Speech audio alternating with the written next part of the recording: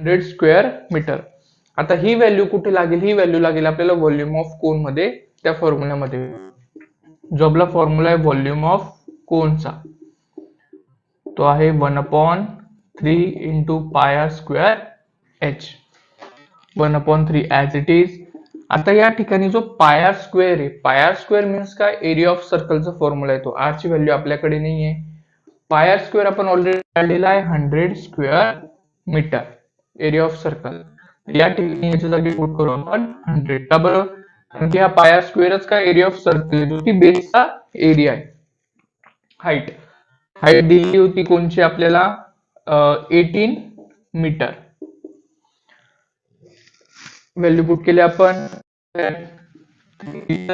80, हा 100 into 6, total आलं 600 cubic metre. हा आला आपला टोटल व्हॉल्यूम ऑफ कोन. चला घेऊन घ्या.